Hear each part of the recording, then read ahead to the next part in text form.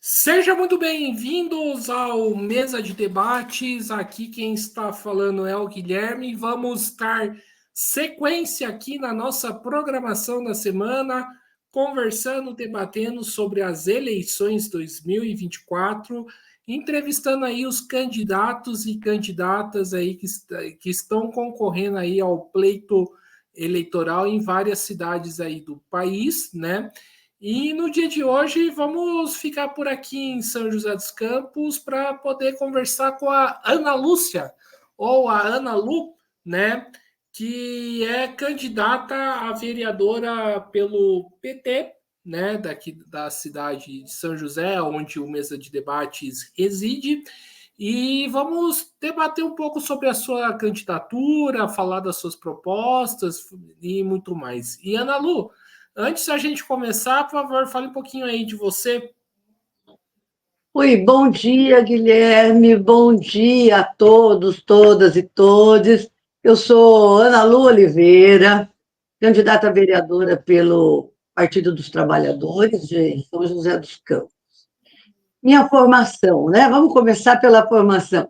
Eu sou pedagoga, tanto educadora, orientadora educacional e trabalhei em várias escolas aqui em São José dos Campos, várias duas.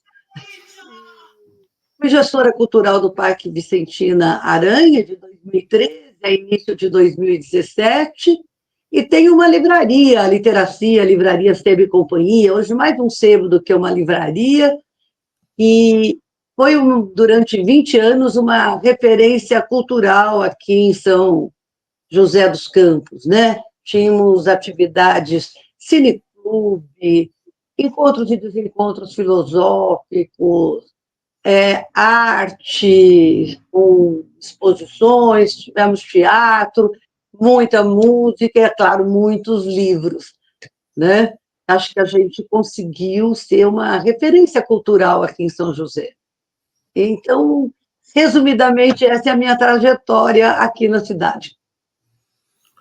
Perfeito, Ana Lu, né? E vamos começar a falar aqui de cultura, né? E a gente não pode deixar de falar, né, infelizmente, né, da postura que a prefeitura e certos vereadores aí da extrema direita vêm tendo com os artistas de querer perseguir, né, os artistas de deles expressarem aí a sua opinião política. Você que, né, trabalhou da área, né, como que você vê esse tipo de postura? Eu acho que é uma postura que é coerente com o que eles acreditam. Eles acreditam que a educação e a cultura não devem ser transformadoras. Eles não querem mudar o mundo que está aí, eles não querem que todos tenham acesso à mesma educação, acesso a todos os bens culturais. Não é esse o pensamento da direita, não é esse o pensamento, principalmente da extrema-direita, né? O nome já diz, são conservadores. Tem uma outra visão de mundo, uma visão de acúmulo de capital, uma visão de ter só para si os bens. Então, eu acho que isso é uma coisa muito complicada, é normal que eles queiram que a cultura fique estagnada, estacionada, que não se faça da fundação cultural um lugar disseminador de cultura. Cultura, a que alguns chamam de clássica, outro popular. A verdade é que todos têm que ter acesso à cultura, e para a extrema-direita isso não é interessante. Eles sabem que a cultura transforma, eles sabem que a educação transforma, eles sabem que a educação e cultura formam um pensamento crítico. E é tudo com que eles não sabem lidar, com o pensamento crítico, com se colocar no lugar do outro, entender a posição do outro. Então, eu acho que essas coisas explicam e explicam bem a questão da fundação cultural que está impedindo que as pessoas se manifestem, que elas consigam se posicionar. Puxa vida, todos nós somos seres políticos, todo ato nosso é político. Essa conversa com você é uma conversa política. O teu podcast é um ato político, a cada entrevista que você faz. Então, é lamentável, é extremamente lamentável, mas é compreensível. Eles não conseguem se colocar no nosso lugar, mas a gente consegue se colocar no lugar deles e a gente sabe que eles não querem mudar nada. Entendi. E, Ana Lu, né, em cima disso que você falou, né, isso explicaria, por exemplo, em âmbito nacional, todo esse ataque, né, que a extrema-direita faz em cima da cultura? Ah, sem dúvida, sem dúvida. O que nós tivemos nesses 4 anos do mais puro obscurantismo daquele ser que eu me recuso a dizer o nome? Foi o desmonte da cultura, mas veja bem, não foi só o desmonte da cultura, foi o desmonte da saúde, o desmonte da educação, das coisas que são essenciais para o ser humano. E o que vem o Lula e faz? Vem o governo federal e diz: não, nós vamos resgatar a cultura. Por quê? Ele sabe, o governo que quer transformar precisa disseminar cultura, precisa disseminar educação, precisa disseminar saúde, que foi tudo o que nós não tivemos durante os últimos 4 anos. Sim, o próprio governo estadual, como é que nós... O que é uma escola cívico-militar? Que é a negação da educação que constrói crítica, autonomia, né? Liberdade de expressão de pensamentos para todos da escola. A gente fala da educação da escola cívico-militar, mas, na verdade, a escola é formada por estudantes, professores e todos os envolvidos, da pessoa que recebe os alunos na porta, as merendeiras que estão fazendo. Todos têm que participar. E a escola político-cívico-militar propõe que a parte da educação esteja nas mãos de pessoas que são policiais aposentados, etc., que não têm formação para atuar enquanto educadores. Então, assim, sim, tem tudo a ver, governo federal, governo estadual e governo municipal. E a gente, enquanto eleitor, tem que estar muito atento, porque aquilo que parece que vem para melhorar, vem, na verdade, para impedir a nossa participação enquanto cidadãos. Então, assim, a hora que a gente vai votar, a hora que a gente vai escolher, a gente tem que tomar muito cuidado com o que está por trás dessas decisões, né? Decisões de acabar com a cultura, quer ver, São José, o que acontece em São José?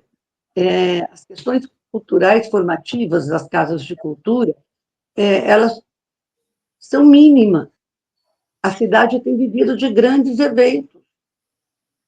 A Fundação tem proposto grandes eventos. E não sou contra os grandes eventos.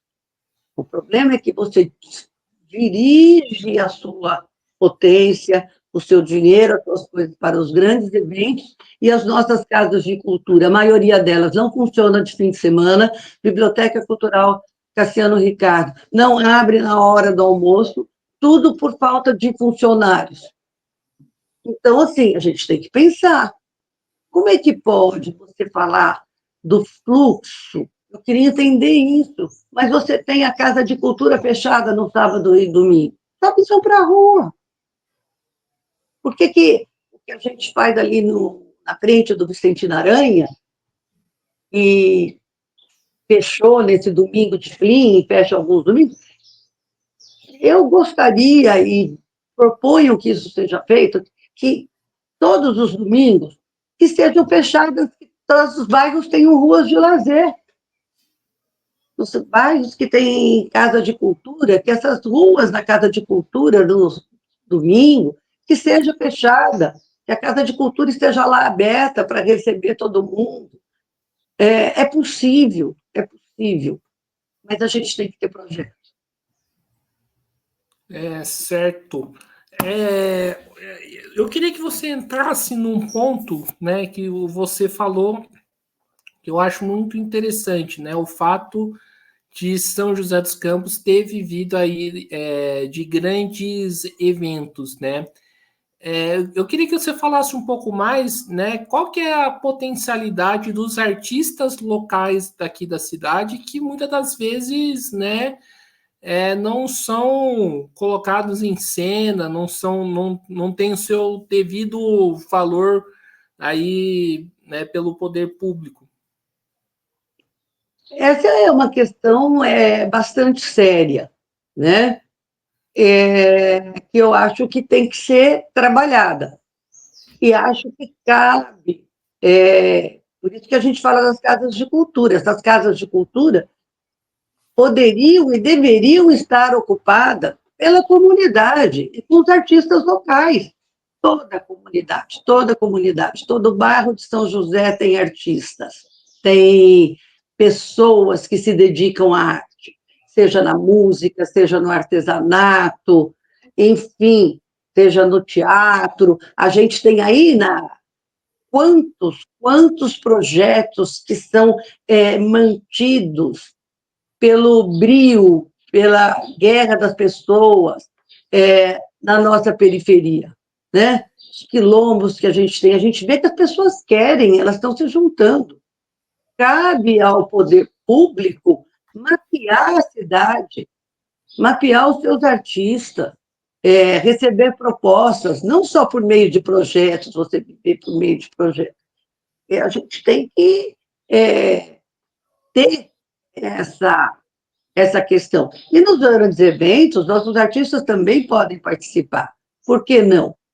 É, é importante, eu vou te dar um exemplo que é a CLIM, a Festa Musical de São José, que é um grande evento, passaram pela CLIM esse final de semana, se eu não me engano, foram mais de 15 mil pessoas, né? Você contando sexta, sábado e domingo. E é um evento que pode melhorar em muito a participação do artista local nele. Ao mesmo tempo que é muito importante que você traga os artistas de fora, porque a troca, os escritores de fora, os artistas, a troca faz crescer, né? Você juntar conhecimento é muito importante. Então, veja bem, não é uma questão de ser contra o evento, você tem que ver como você organiza o seu evento e como que você organiza o cotidiano das pessoas.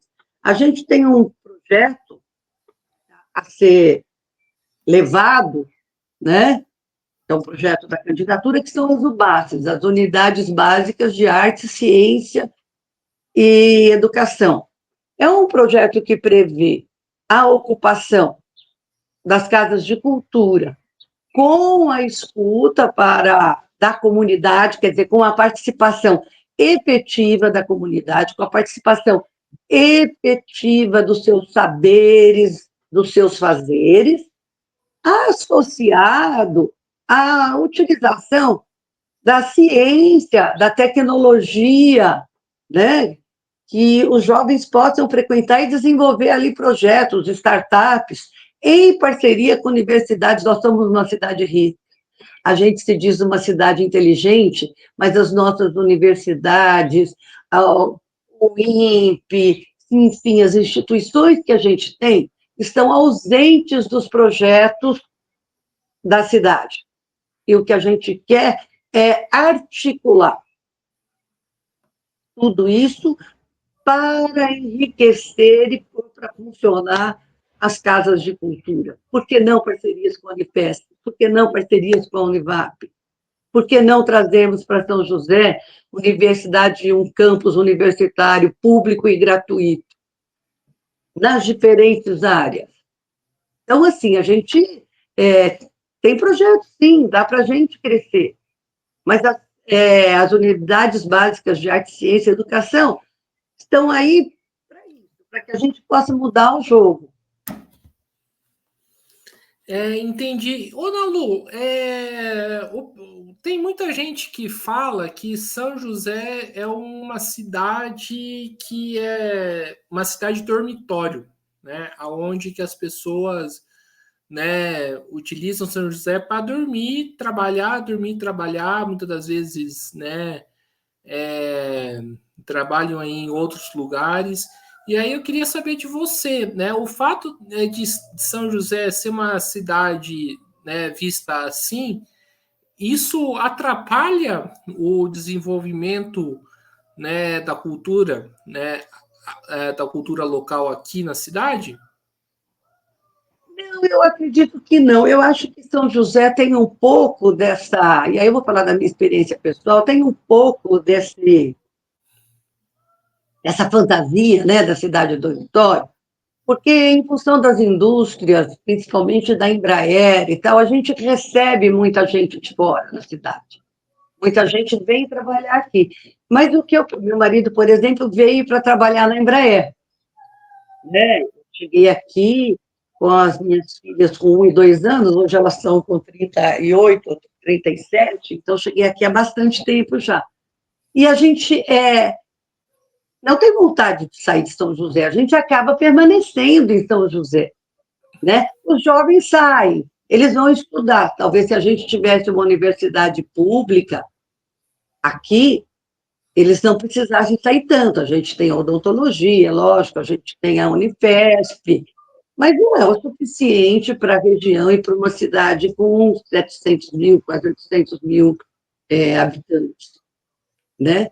Então, eu acho que talvez a cultura, nós já brilhamos na cultura, nós já tivemos uma fundação cultural eficiente. O problema é que, na medida em que os governos de direita têm uma primazia na cidade, é uma cidade com uma característica conservadora, mais conservadora, não pode negar, é só a gente olhar o resultado das eleições presidenciais, qual foi a porcentagem do campo progressista e do campo conservador. Então, assim, nós temos que quebrar barreiras. É uma cidade, mas eu acho que é uma cidade acolhedora. Eu me sinto bem nessa cidade. Eu brinco porque sair daqui seria para ir para a praia, entendeu? Mas, assim, é aqueles sonhos que a gente tem, né, de olhar o mar, de fazer. Mas São José é uma cidade, com tudo isso que a gente está falando, ela é uma cidade acolhedora. Eu criei minhas filhas aqui e eu tenho vínculos fortíssimos aqui em São José, vínculos afetivos, tenho vínculos construídos durante minha vida profissional, né? O André Bontempo, que trabalha com você, foi aluno da escola que eu trabalhei, né? Eu posso dizer que a gente trabalhou juntos, porque estudar é um trabalho, né? É uma coisa que exige muito das pessoas. Então, eu acho que não consigo enxergar São José como uma cidade dormitório. Eu acho que a gente acaba criando raízes aqui. Entendi. Olha só, você conhece o André. Vocês trabalharam na mesma escola no ano passado? Não passa, na verdade, na década de 90, 90 e pouco, ele era estudante, ele era um menino na Ah, época. você era da MOP. Eu era da MOP, eu trabalhei 10 anos na MOP, fiz toda a implantação do ensino de quinta a oitava série, na época era assim, né? Depois passou a ser do sexto ao nono ano. Mas eu fui para a MOP para fazer a implantação desse ensino. Até então, eu tinha uma formação, tenho uma formação construtivista, né? E combinou, as minhas filhas também se formaram na MOP, estudaram lá da pré-escola, oitavo ano. E acabei, fui trabalhar lá. Depois trabalhei na Elo, fui diretora da Elo, na época que ela ainda era uma cooperativa de pais. Sim. Só uma dúvida. Que época que você estudou da MOP? Porque eu também era da MOP também. Eu trabalhei na MOP. Eu fui coordenadora pedagógica na MOP de 1993 a 2003. Ah, Você estava entendi. lá? Não, eu sou de 2004. Ah, então, ó, eu 2004, saí, você 2005. entrou. É, 2004 eu estava na Ela, eu saí, você entrou. Mas é isso, tudo isso constrói vínculos. Então, eu tenho, assim, amigos que estabeleci a partir da minha profissão e tenho os amigos das pessoas que eu fui conhecendo aí ao longo da vida, dos passeios, né? E, Por isso que eu não vejo, acho que a gente cria, assim, a gente cria raízes na cidade, sim. Difícil, não tem como dizer que não. Isso, pelo menos, pela minha experiência pessoal. E no grupo de pessoas que são meus amigos, todos vieram para cá e fizeram as suas carreiras aqui. Um veio para estudar, está aqui até hoje, já se formou, já está, lógico, na minha idade já está formado, né? O outro veio porque é médico e aqui era um lugar bom, aí tem, inclusive, artistas. Então, assim, é uma cidade, assim, e é uma cidade em transformação, porque eu acho que essa vinda das pessoas para cá, estou aqui fazendo, deixando o pensamento correr, faz com que a gente se agregue, e a gente que veio de fora, né? Muitos dos meus amigos, os filhos são joseenses. Então, faz com que a cidade também, aos poucos, vá se transformando. E, e vá, quem sabe, tenho a esperança, vai eleger o Wagner Balieiro agora, para a gente poder ter um governo municipal progressista.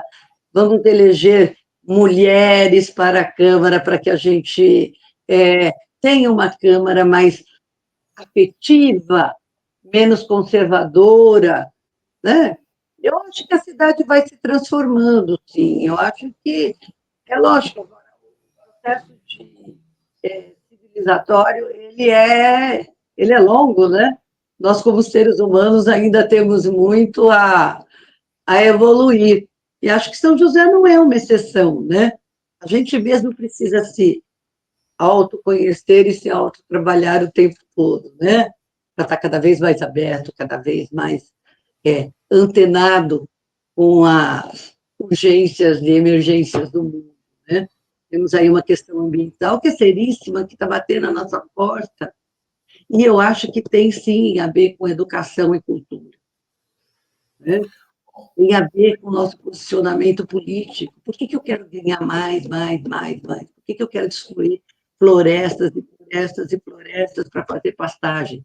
O que eu tenho já não me supre, já não é suficiente. Não são tantas as questões que a gente tem que se colocar, né? não, sim. E, Ana Lu, sobre. Você falou de um ponto bastante interessante, né? Que é a questão do chamado fluxos, né? Que é muito criticado, é muito falado, né? Mas, como você muito bem disse, ninguém oferece uma alternativa de lazer, né, para a juventude, né? E, tipo, se ir em alguma balada, se ir em algum lugar sai caro aí para muitos, né? Acaba tendo essas saídas aí que são os fluxos. Rola também um certo elitismo de quem critica, que tudo bem, tem os seus problemas, suas contradições, tem. Mas, por exemplo, eu não vejo o pessoal criticando aí as festas, os fluxos que, por exemplo, que acontece no Urbanova, no Aquários, que a gente sabe que tem, né? Pois é isso que a gente está falando. Assim, falta a questão de oferecer o que vamos oferecer. Eu sei que não é fácil.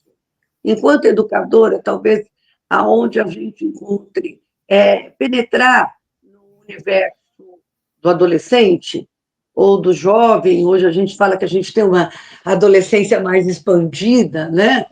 Até os 20 anos, 20 e poucos anos, não sei se isso é uma realidade para todos, mas enfim, se você não oferece, você não tem como resolver o problema. Se você não oferece atividades culturais, se você não oferece possibilidades de, de, de expressão para os jovens, fica tudo muito difícil, ele vai para a rua, não tem como. E essa questão do Aquários, da periferia, do Campo dos Alemães, crítica de todos os lados. No Campo dos Alemães também, os próprios moradores questionam o fluxo. De alguma forma, ele interfere no cotidiano das pessoas. Então, assim, tem que estudar, você tem que estudar, você tem que entender e você tem que ter resposta, você tem que propor.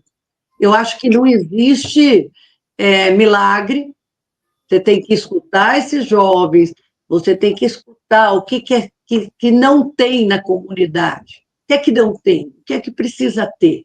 Tem pista de skate no Campo dos Alemães, tem pista de skate no Aquários, tem pista de skate não sei onde, tem um centro cultural nesses lugares que eles possam se reunir para fazer um rap, um hip break, quer dizer, aonde eles são acolhidos. Eu acho que essa é a grande questão. Há lugar de acolhimento para esse jovem? Né? Chega numa casa de cultura, às vezes quem te recebe é um guarda municipal. Então, assim, não tenho nada contra a guarda municipal, mas a gente tem que pensar o significado das coisas, né? Então, eu acho, sim, tem solução? Tem. 100%? Não sei, não dá para a gente querer, mas a gente tem que escutar esses jovens, a gente tem que saber o que está faltando, o que está precisando, o que ele está querendo, o que ele está buscando.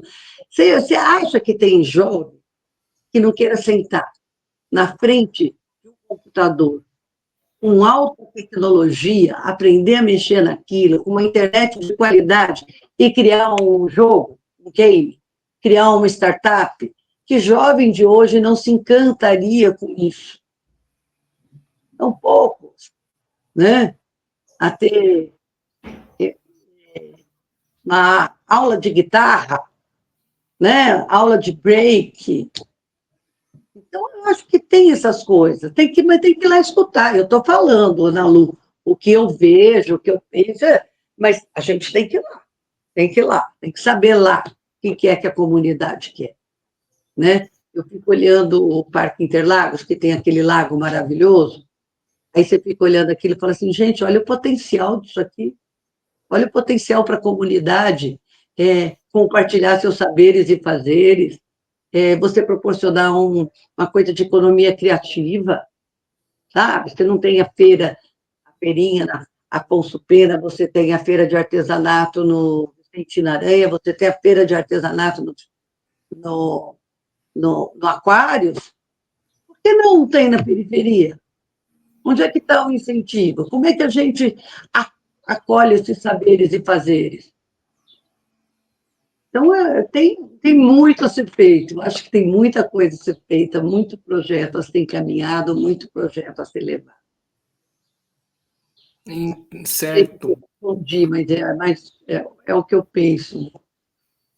Sim. E Ronaldo,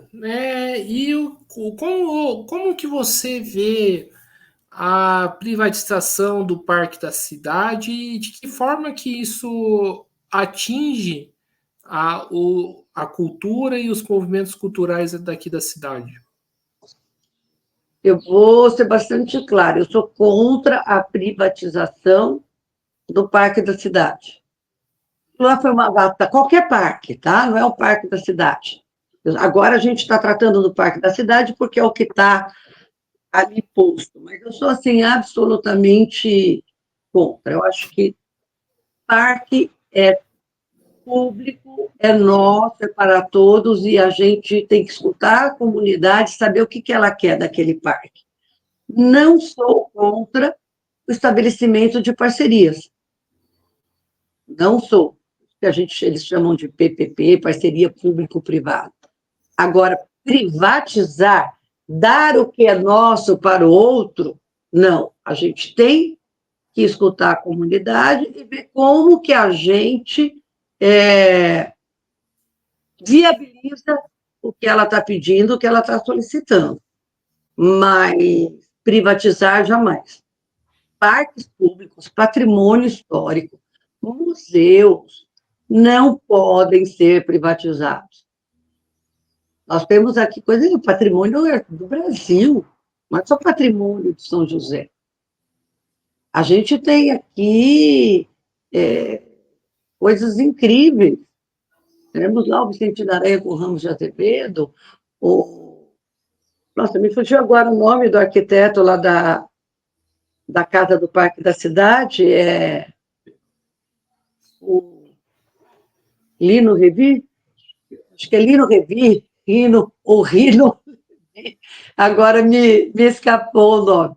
Então, eu acho que é isso, quer dizer, isso é nosso, é meu, seu, é da Zona Sul, da Zona Leste, né? Não é de uma pessoa, não. É parceria público-privada, se preciso for, com a gente, com nós, joseenses, dizendo o que a gente quer, o que a gente espera. Isso eu acredito que possa ser viável. Privatizar, jamais. Ô, Lu, me permita discordar um pouco de você, mas essa parceria público-privada, né, não corre o risco de quem mandar, né, de fato no parque é o dinheiro e não a população? Eu acho que não. O que a gente tem que nos faz ficar de cabeça em pé, cabelo em pé, quando a gente pensa em parceria pública, privada, é contrato mal feito, edital mal feito. Você tem um edital mal feito, feito para favorecer o privado, não dá. E é isso que acontece muitas vezes. Muitas vezes falta transparência. Então, assim, se você tem edital, muito bom. Se você tem transparência e se vai prestar contas disso ao longo do processo, não no final do processo. A avaliação ela é feita de forma constante. Eu sou uma pessoa que adora avaliação. Então, a avaliação você faz toda hora e faz sempre. E o seu contrato, o seu edital, tem que estar prevendo o cumprimento daquilo que está estabelecido. O problema, eu acho que não está na parceria. O problema está em como elas são estabelecidas. Como você ter uma série de editais que nós temos hoje, né? Um monte de edital. Mas se esses editais não são transparentes, eles favorecem uns, desfavorecem outros, né? Então, assim, tudo que se faz com dinheiro público, com o poder público, com a causa pública, com os prédios públicos, tem que ser transparente, não pode ser, tem que ser bem feito, não pode ser em benefício de alguém, tem que ser em benefício da população. E cabe aos vereadores estar fiscalizando tudo isso. Um dos papéis do vereador é o de fiscalização, né? É por isso que é importante você pensar muito nessa questão. A gente participa muito pouco das decisões enquanto cidadão. No governo autoritário, então, que faz audiência pública às 2 horas da tarde, quando está todo mundo trabalhando, né? Então, veja bem, a gente tem, eu acredito que é possível, sim, fazer, mas tem que ser com transparência, tem que ser em benefício da população. É assim que eu penso, mas é legal, a discordância é importante, viu? Ela é democrática e ela faz sempre com que a gente pense. O pensamento, o pensamento único nos empobrece, né? Não deixa a gente crescer. Sim, sim. Ô, Nalu, falar um pouco aí de cultura e educação, né? Como que você vê a questão cultural dentro das escolas públicas, e principalmente as municipais? A prefeitura tem políticas, né, no seu entendimento, de incentivar a cultura, né, entre os alunos, de ter, por exemplo, aulas de violão, aulas de dança dentro, das escolas? É, até tem, mas não é uma política pública. O grande problema da educação municipal em São José dos Campos é que você não tem uma política pública que determine, olha, todas as escolas de São José vão ter aula de violão, todas as escolas de São José terão que oferecer atividades culturais, né? Isso não existe. Então, fica um pouco, pelo que eu sinto, a cargo do diretor, do coordenador, dos professores, entendeu? Não é uma política pública que faça com que isso seja obrigatório, por exemplo, que a cultura entre como uma coisa que faça parte da sala de aula. A gente teve agora a apreensão de um livro que trabalhava as questões afro.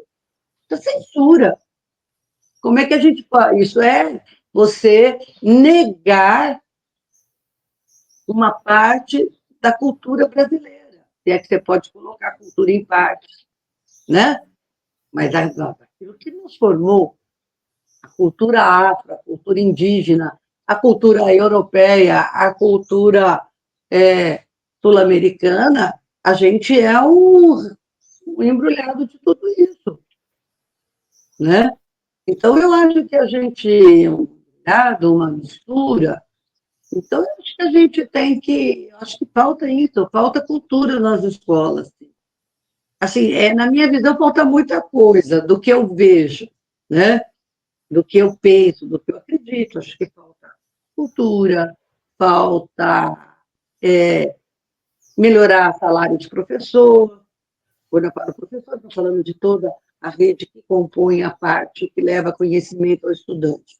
Todo mundo na escola leva conhecimento ao estudante. Não é só o professor.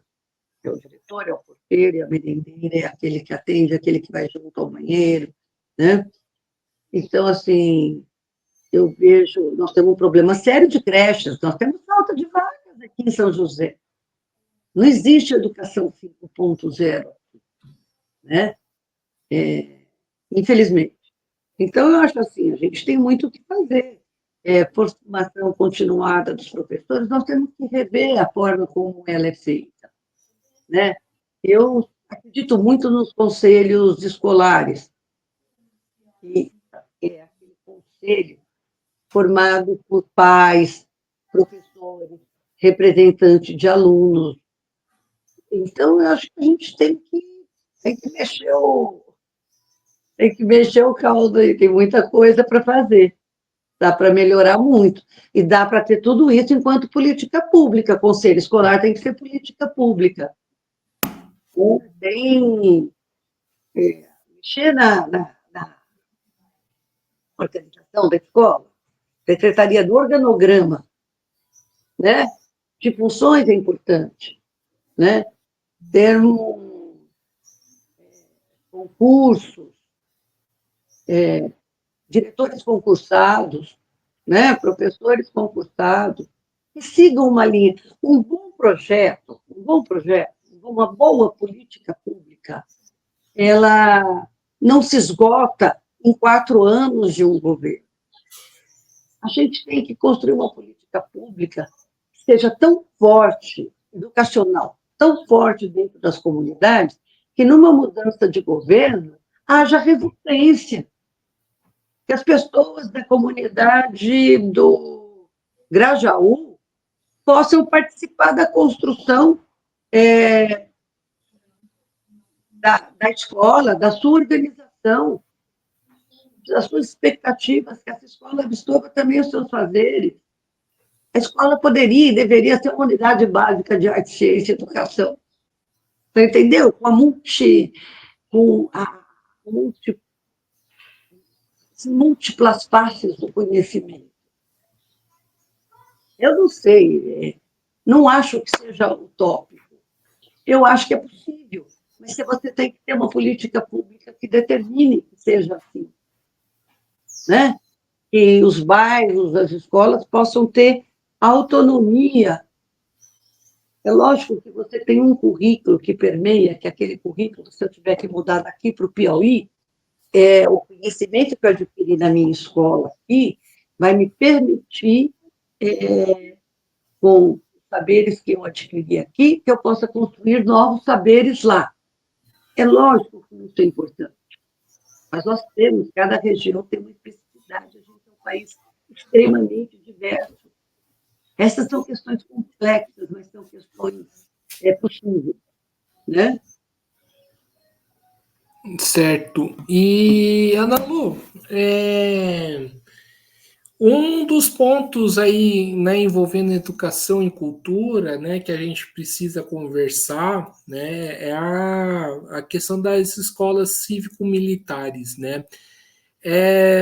Por que que, em vez de propor esse absurdo, né, de quem propõe aí esse negócio nunca deve ter pisado numa sala de aula, nunca deve ter pisado, trabalhado numa escola, né, como você trabalhou também, né, fui professor, não propor projetos culturais para poder desenvolver, né, a capacidade dos alunos, né, inclusive, né, a própria disciplina também. Eu acho que é aquilo que a gente estava comentando. Uma proposta como essa, por si, já diz que cultura não, né? Ela já fala, olha, não vamos trabalhar nesse sentido. É ordem, sabe? Ordem. Assim, a disciplina, o aluno que não se manifesta, o aluno que não questiona, o aluno, é o exemplo, é o aluno a ser seguido. Isso é uma escola cívico-militar. Não é um aluno que pensa, que reflete.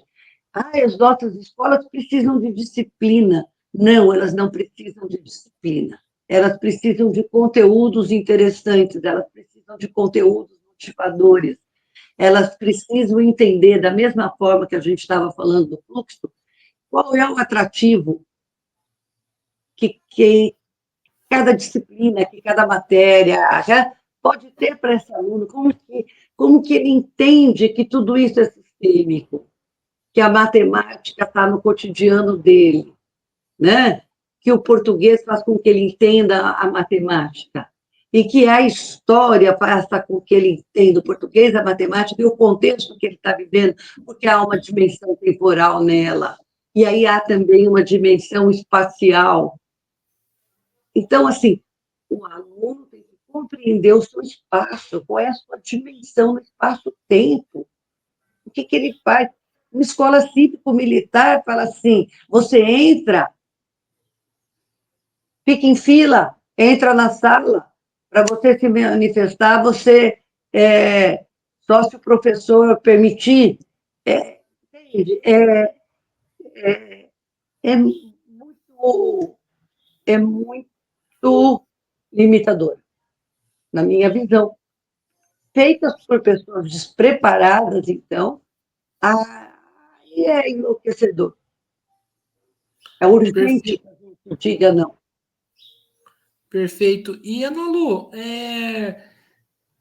você aquela pergunta clássica, né, que acho que é importante a gente falar aqui, né, que muita gente, né, fala que investir em cultura não seria necessário, que importante teria que investir na economia, em outros assuntos.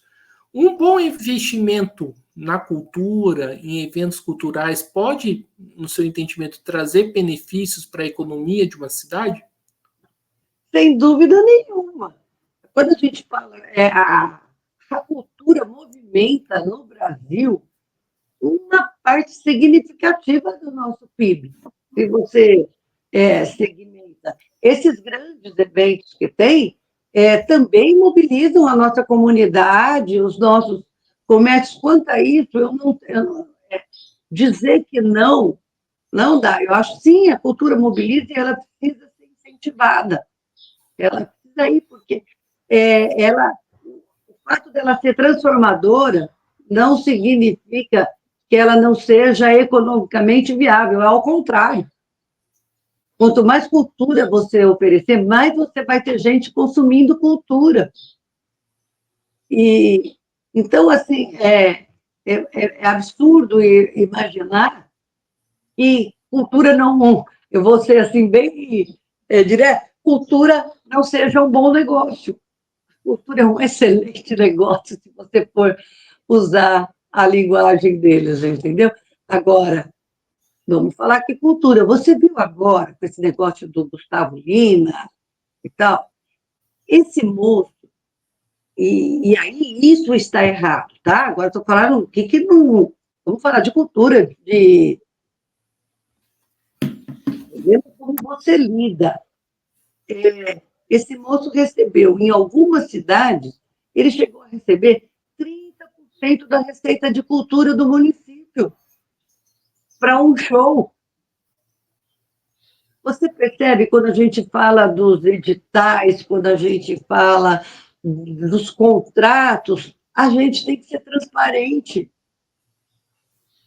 Como é que pode? Aí a gente vai descobrir isso agora, porque a Polícia Federal está fazendo. Então, o cara é um profissional. Eu estou falando dele porque é ele que está na mídia agora. Mas isso deve acontecer com centenas de sertanejos, ou com as dezenas dos ricos sertanejos. Não digo todos, seria injusto da minha parte. Mas você veja que tudo isso está no problema de um contrato. É uma indústria milionária e é uma indústria que não acrescenta à cultura. Né? Então, assim, muita coisa a ser revista, muita coisa a ser pensada. Eu acho que a gente tem que realmente sair da caixinha. Tem que sair da caixinha. A gente tem que ter coragem de inovar, a gente tem coragem de pensar coisas diferentes, a gente tem que pensar para frente. Certo. Falando nessa questão do Gustavo Lima, né, acho que é até interessante você tocar nesse assunto. Não rola uma hipocrisia da direita e da extrema-direita, né, quando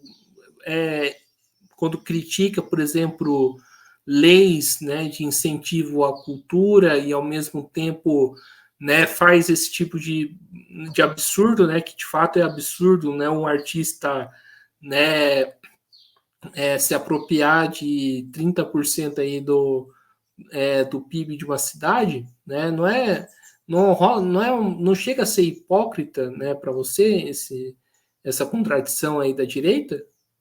É totalmente. Mas o que esperar da direita, da extrema-direita? O que a gente espera? Qual é o grande projeto? Só tem um projeto, que é o de poder. E o de poder para pouco. É esse o projeto. Não existe. Quando que eles apresentam para a gente um projeto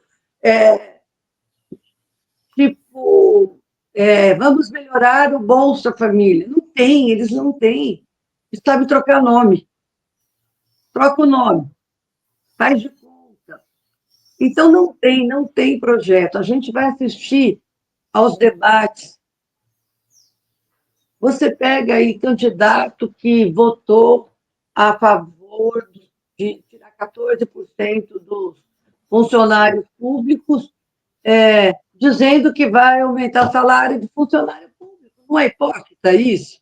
Não é terrível? Fora essas e outras contradições, estou falando até em termos municipais, a gente tem que ser bastante cuidadoso. Eu acho que não dá para esperar outra coisa da direita, sabe? Da extrema-direita. Eu, quando alguém fala para mim que está aliado a ele não ser, para mim, ele já disse tudo. Se você já sabe a que veio, é mentira, é fake news, descaso com a cultura, principalmente com a cultura e educação, né? É escola cívico-militar. Então, não tem como. Por isso que eu te falo, a gente tem que ter as nossas propostas, a gente tem que saber quem a gente vai eleger, para que a gente possa avançar. Senão a gente dá 10 passos para frente e depois dá 20 para trás, dá 10 para frente e 20 para trás. Assim, Eu espero, sinceramente, que a gente possa ter consciência da importância da renovação da Câmara de São José dos Campos e que a gente tenha consciência da importância da gente ter um candidato progressista. Então, acho que estou aqui, estou na torcida, sabe, para que a gente atinja esses objetivos. E, Ana Lu, como que você está vendo aí essa disputa eleitoral de São José dos Campos, né? Você falou aí do Wagner Palheiro, mas o Wagner acho que deu uma patinada aí na última pesquisa, ele estava disputando aí a possibilidade de, né, do segundo lugar, mas, né, perdeu aí o posto para o Dr. Elton, né? Como que você vê essa patinada? É possível acreditar ainda na candidatura do Wagner? Eu acho que é possível, eu acredito, e acho que todos nós que estamos no campo progressista temos que acreditar. O Elton é um conservador, é um cara que é contra a PL 1904, ele tem uma postura extremamente conservadora, está fazendo uma campanha rica, com muito dinheiro. Então, ele aparece, né? Ele aparece. Infelizmente, a população, nessa coisa da campanha, um tem muito dinheiro, outro tem menos dinheiro, outro tem não sei o quê, o que aparece para a população é aquela pessoa que consegue colocar 1.500 banners na rua, que consegue. É, é, é uma pena, mas eu acho que cabe a nós, do campo progressista, estar fazendo papel de formiguinha, eu não desanimo, não. Eu vou ali, gente, Wagner, quer que mude? Quer parar de ter fila para a saúde? Quer fazer, quer ter creche para o seu filho? Quer ter creche de qualidade? Você quer ter escolas em período integral? Né? Você quer ter escola, você quer uma política educacional em que seu filho possa, sim, estudar a questão da ancestralidade? Então, assim, a gente é um trabalho de formiguinha. Eu acho que é possível. Quando eu vejo os debates, e o Wagner subiu, foi justamente nos debates, e o Elton sobe quando vem ao programa de televisão, a gente precisa conversar isso com as pessoas. Porque nos debates fica muito claro que a pessoa melhor preparada é o Wagner Balheiro. Não tem dúvida disso. Agora, a gente sabe que uma campanha rica, às vezes, prepondera, pelo menos momentaneamente, sobre a riqueza de conhecimento. É uma pena, mas é um dado de realidade. E aí eu acho que cabe a cada um de nós o trabalho de formiguinha. Não, não, não. Vamos lá. Vamos comparar, vamos ver as políticas que estão sendo propostas. Acho que É, é isso. e vamos aí para a última pergunta, Ana Lu. E eu tava, né, eu estava até conversando com você antes da entrevista começar pelo telefone, que eu particularmente eu tô achando, né, eu posso inclusive estar errado, né?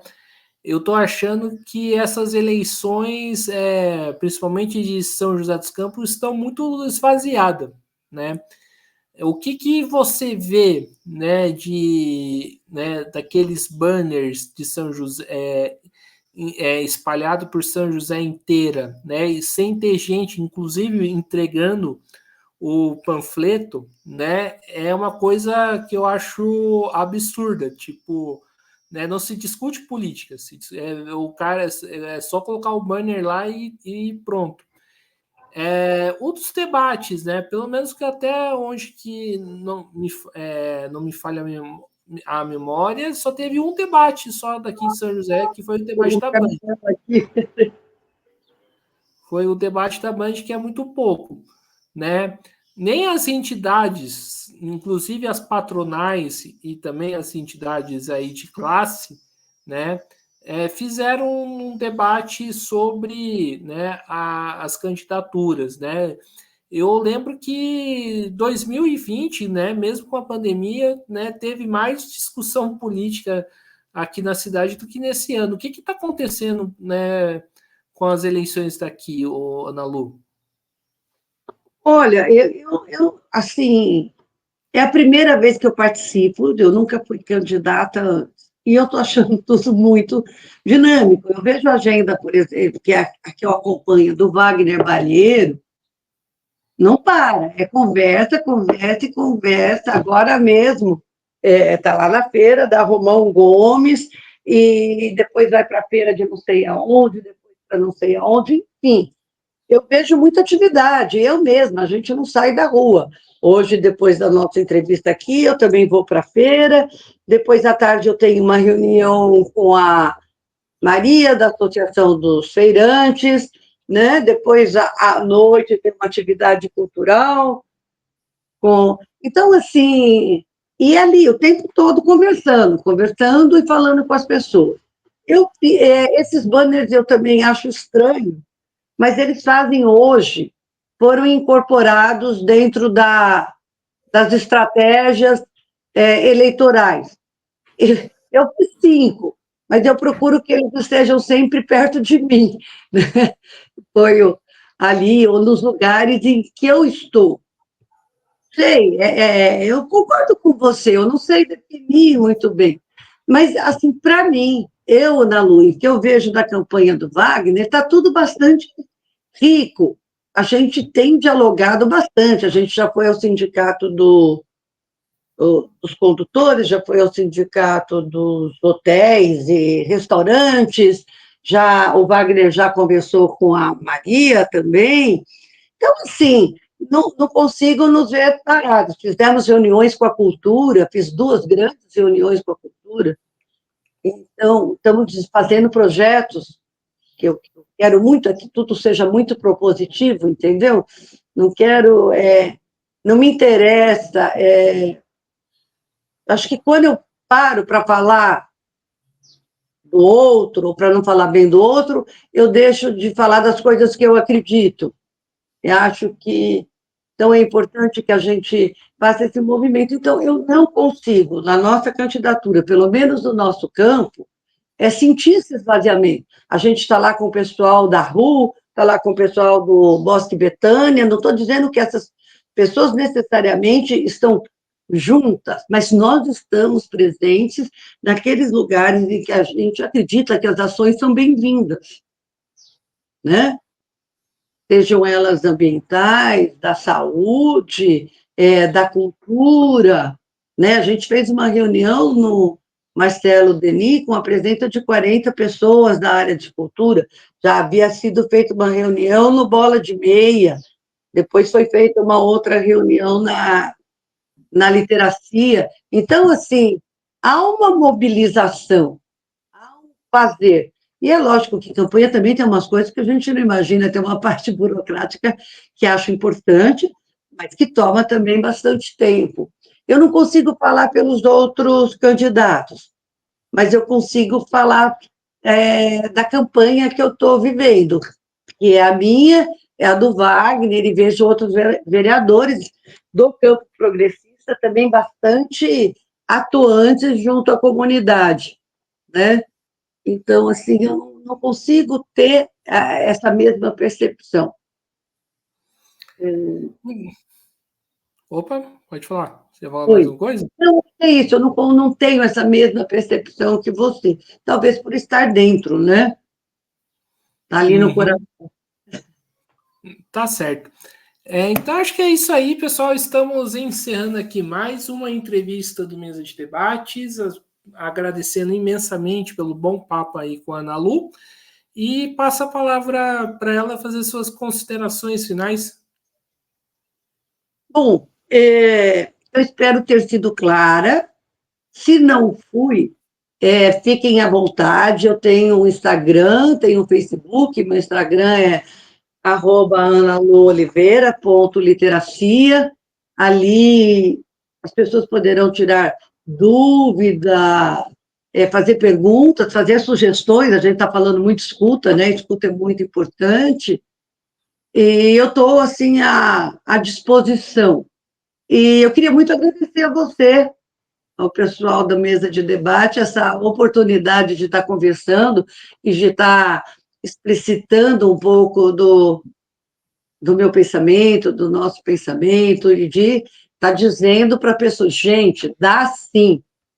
Vamos para o segundo turno com Wagner Valheiro, vamos renovar a nossa Câmara, vamos colocar mais mulheres nessa Câmara. E eu posso falar meu número? Pode? Então eu sou Ana Lô Oliveira, 13113. E tem um mote que eu acho muito bonitinho, que é assim, Ana Lô Oliveira, de peito aberto para São José dos Campos. Super obrigada, Guilherme, muito legal. Maravilha, então mais uma vez agradecendo a Ana Lu, também agradecendo a você que estiver nos assistindo e peço que se inscreva no canal Podcast Mesa de Debates de Tudo Um Pouco e acompanhe o nosso trabalho. Curta, compartilhe, comente aqui as nossas entrevistas, matérias e programas e siga a gente nas redes sociais. Nós estamos, além do YouTube, Facebook, TikTok, Instagram e no Quai. E quem puder, contribua aqui com o nosso Pix 385-007-02800 CPF. É isso aí, a programação continua. Um forte abraço e fui!